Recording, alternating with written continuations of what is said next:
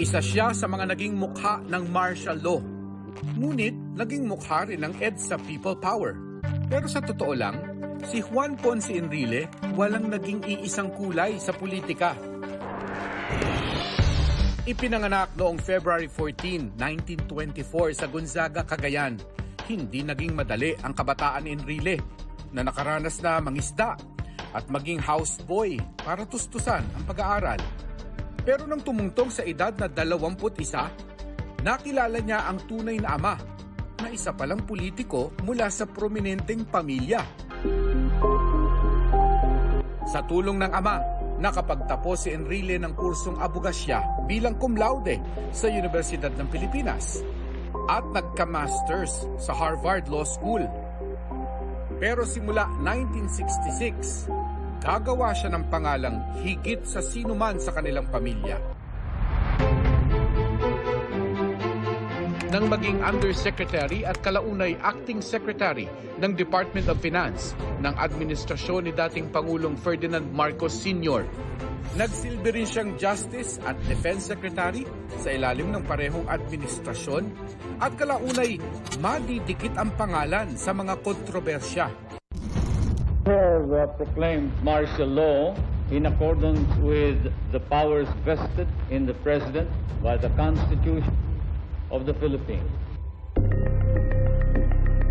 Isa sa mga idinahilan noon ni dating Pangulong Marcos para ideklara ang batas militar ang umano'y ambush ng mga rebelding grupo sa nooy Defense Minister na si Enrile.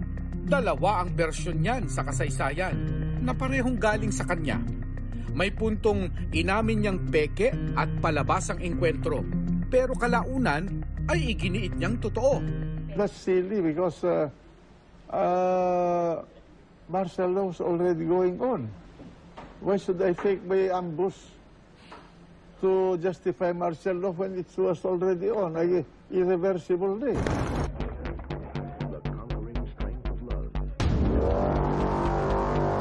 Naging malaking bahagi man ng administrasyon ni Marcos Sr.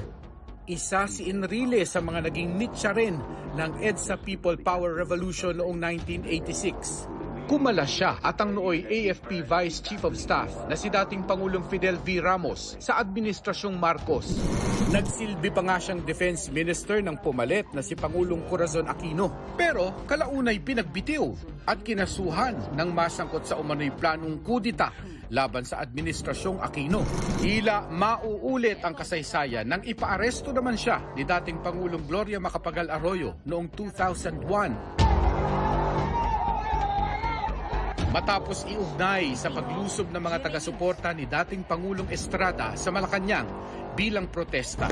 Naging kinatawa ng Cagayan at minsan ding tumakbo sa pagkapangulo noong 1998. Pero pinakatumatak si Enrile sa Senado kung saan 4 na beses siyang naluklok, lalo na maging presiding officer sa impeachment trial ni nooy Chief Justice Renato Corona noong 2012.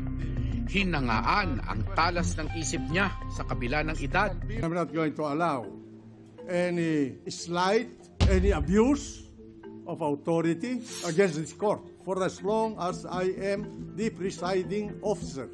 At itinuring na rockstar ng impeachment trial. Hindi ko papayagan na babastusin itong husgado na ito na masisinuman.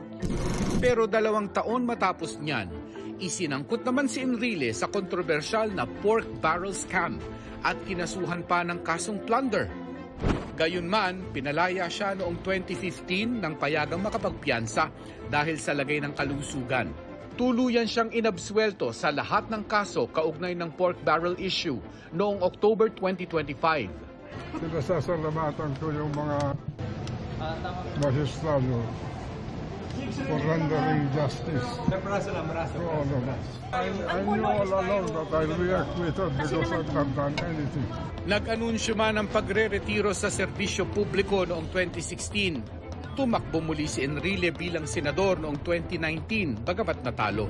Sa pagkakaupo naman ni Pangulong Bongbong Marcos sa pwesto, naging Chief Presidential Legal Counsel si Enrile sa kabila ng edad niyang 78. Mula sa aklat ng kasaysayan hanggang sa mga meme na nagtampok sa kanya sa social media, wala nang duda sa haba ng karera ni Enrile sa politika. No one, no president, no senator, no member of the House can singly develop this country. It must be developed by the collective effort of every Filipino and every generation. It is the only country that we have, and we happen to be here. Ngayon, isasara na ang kanyang kabanata. Pero patuloy na mararamdaman ng susunod na henerasyon ang ambag niya sa paghulma ng takbo ng bansa.